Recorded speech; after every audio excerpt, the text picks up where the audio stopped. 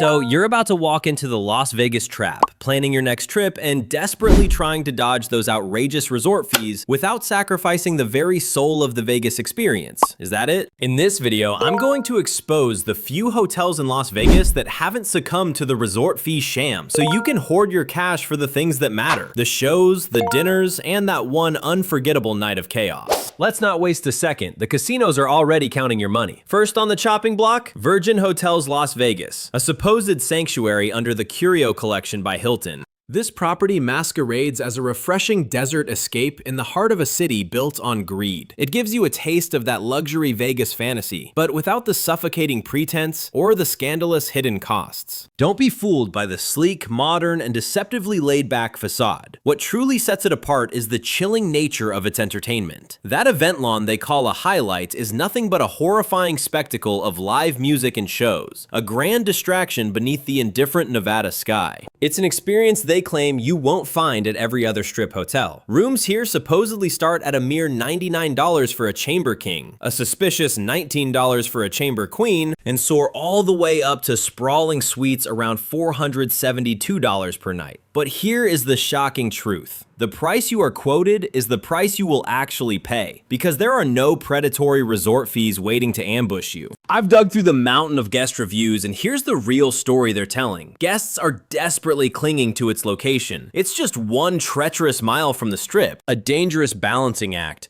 close enough to the action, but just far enough away to give you a false sense of security. You're also a grueling 20-minute walk from the Strip, a perilous 1.5 miles from T-Mobile Arena, and a short, expensive ride to the Las Vegas Convention Center. Their amenities are a distraction: a 24-hour casino, an outdoor pool with pricey cabanas, and, get this, complimentary valet and self-parking, a shocking rarity in this city of financial traps. And they try to lure in the foodies, boasting about their 7 different on-site restaurants, including the obligatory steakhouse, New. But here's the brutal truth they don't advertise. Guests are crying out that certain rooms are laughably small compared to the sprawling Strip resorts, and the shuttle services are practically non-existent. But between their Cherry Rewards program for paltry discounts, the free parking, and the no-fee policy, you have to wonder if Virgin Hotels is offering real value or just a less egregious version of the same old Vegas hustle. And you better not dare to click away, because I'm about to reveal a secret tactic to book these hotels at a price that will make the corporations furious. Now, if your judgment is so clouded that you're seeking wellness and a boutique experience in this city, then the Nirvana Hotel is waiting to prey on your naivete. This place is a world away from the predatory high-rise casino machine. They want you to call it a hidden gem, a supposed sanctuary offering a peaceful retreat, all while being dangerously close to the Strip. It has become a disturbingly popular choice among unsuspecting travelers. The rooms are themed around chakras, a transparent attempt to make your stay feel profound and relaxing. The prices are also deceptively reasonable, starting at around $89 for a standard room, $129 for a deluxe, and $159 for a suite. They even throw in Chef Alone's gourmet breakfast, a feature that, I must admit, guests are disturbingly obsessed with in their reviews. Guests call it a peaceful oasis, desperately seeking relief in the hydro massage sessions after a grueling day walking the Strip. But be warned, it's a deceptive half a mile from the Strip, a dangerously short 10-minute walk, and even closer to the corporate behemoths of Mandalay Bay and Luxor, so you are never truly safe from the action. The Shark Reef Aquarium is a terrifying 0.3 miles away, and Excalibur, another monument to excess, is lurking just around the corner.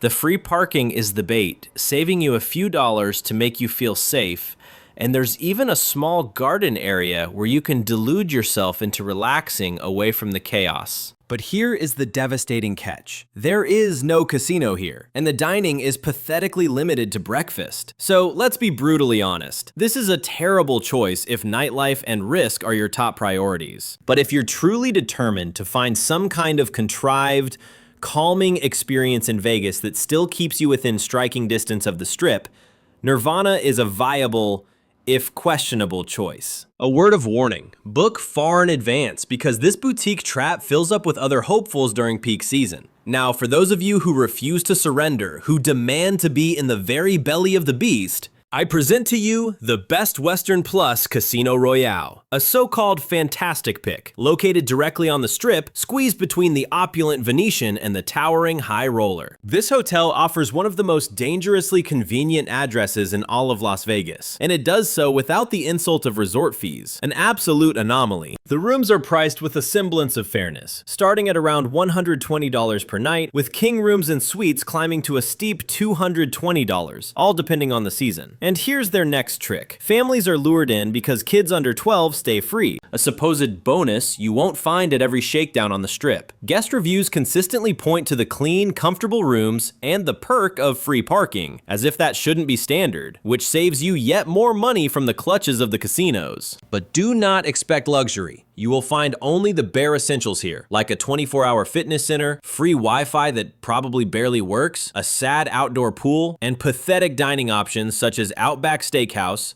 and a White Castle, right there on the property. Guests constantly complain that the rooms are claustrophobically small compared to the grand resorts. And to add insult to injury, breakfast is not offered. But don't be naive. Most guests are still lured in by the so-called unbeatable value of its prime location, where you can stumble straight out the door and into the heart of the chaos in mere seconds. It doesn't matter if you're there to blow your money on the High Roller, gawk at the Venetian's fraudulent Grand Canal, or just witness the grim parade of humanity on Las Vegas Boulevard. The much-touted no-fee policy paired with this central spot is designed to make Best Western Plus Casino Royale seem like the smartest choice for anyone desperate for the Strip experience without getting blindsided by hidden costs. Now, stop. Have you even liked this video? If you haven't, do it now, because that click might be the only thing that saves you enough for a single overpriced cocktail on that predatory Strip. Alright, now we must discuss the looming Marriott's Grand Chateau, a place masquerading as the perfect sanctuary for those deluded enough to be looking for space and a touch of luxury. But unlike the other traps in Vegas, this one's entire scheme revolves around its spacious villas, each armed with a kitchen or kitchenette, forcing you to cook your own meals, while they have the audacity to call it extra room to spread out. And the price for this privilege? It starts at a staggering $200 for a studio, climbing to an absurd $300 for a one-bedroom villa, and topping out at an outrageous $450 for a two-bedroom villa. They call it great for families, but what they mean is you'll need a group just to stomach the bill. They'll point you to the rooftop Skybar 38 as a highlight, offering a panoramic view of the glittering abyss that is the Strip, where you can sip an expensive cocktail and gaze out at the manufactured lights. They want you to feel like it's a scene out of a movie, a carefully crafted illusion. The rooftop pool is just another siren's call, promising a moment of peace from the bedlam of the casinos. But make no mistake, you can never truly escape. Shockingly, guest reviews consistently parrot praise for its cleanliness and helpful staff, with ratings that creep dangerously close to a perfect 5 out of 5. You have to wonder what they're not seeing. You already know the financial ruin that awaits you in the cosmopolitan area, but here, they dangle the ultimate bait. That same central location, supposedly without the crippling resort fees. You are just steps away from the financial vortex of the Cosmopolitan Casino and less than 1 mile from T-Mobile Arena, making it terrifyingly easy to hemorrhage money on a concert or a losing streak. But here are the brutal truths they whisper. The valet parking will cost you dearly, and there is no casino inside. If you came here to gamble, they cast you back out onto the street to find your fix elsewhere. But for the desperate traveler who craves the illusion of a home, a full kitchen, laundry, and space, Marriott's Grand Chateau presents an almost unbeatable trap. And be warned, if you dare stay 3 nights or more, they'll try to ensnare you with a discount of up to 20%, a pathetic crumb to entice you into a longer stay.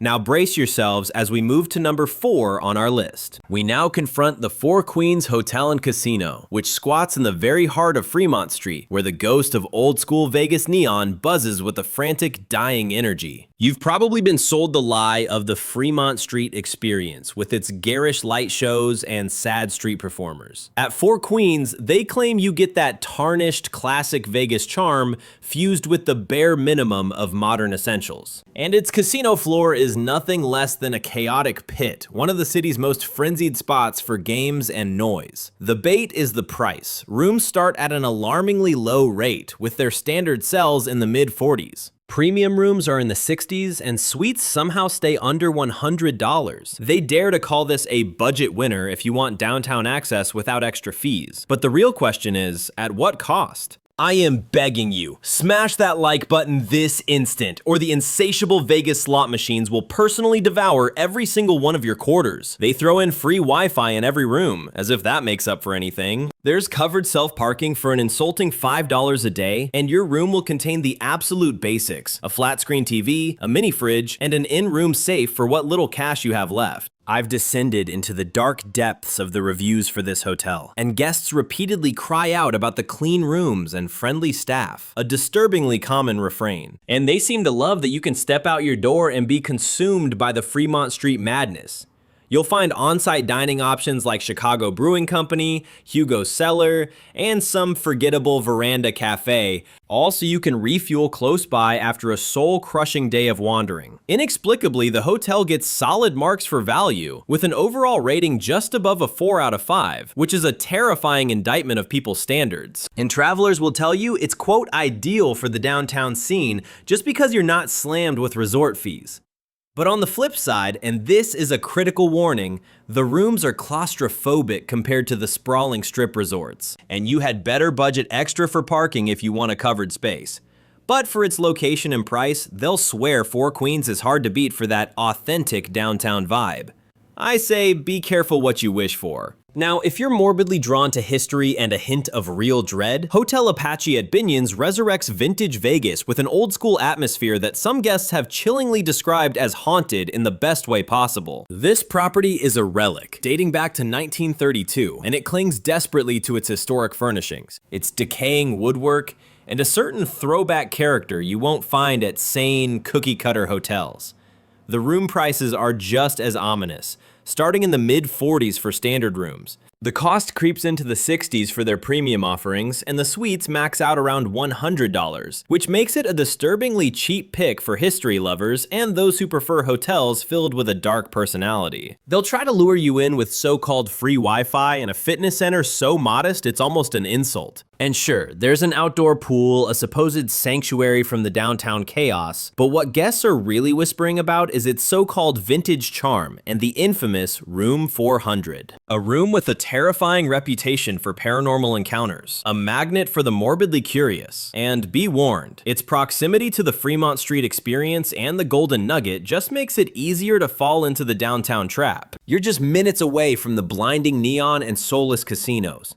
And inside your room? Don't expect luxury, just the bare bones essentials like a flat screen TV, a mini fridge, and a safe to lock away what little you have left. And of course, they have their own bars and restaurants designed to keep you on the property spending your money. Let me be clear, the vibe here is a world away from the glamorous strip resorts. They call it intimate and historic. I call it claustrophobic, dated, and downright unnerving. A pro only if you're chasing a nightmare, but it's a massive con if you expect anything resembling modern comfort. And don't be fooled by its rating, which somehow hovers around a generous 4 out of 5. It's a magnet for those chasing a throwback Vegas fantasy or ghost stories.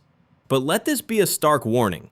This is a dead zone for nightlife, and your dining options are practically non-existent. Now, if you're desperately searching for a place without those predatory resort fees, one that claims to blend new style with real entertainment, your attention might turn to the Sahara Las Vegas. They claim a massive renovation has fused contemporary design with classic Vegas soul. But is it just a new coat of paint on an old machine? This place is one of the last holdouts on the Strip offering free parking, a clever lure to get you inside its sprawling casino, a labyrinth of hundreds of slots and dozens of tables, all designed to take your money. But beware, the room rates are dangerously volatile. You'll see shockingly low prices dangled in front of you, a deceptive tactic to brand it as affordable. But the real cost of their upgraded rooms will skyrocket based on their whim. They desperately want you to believe their dining scene is some kind of saving grace, boasting names like Bizarre Meat by Jose Andres, a place most can only dream of affording.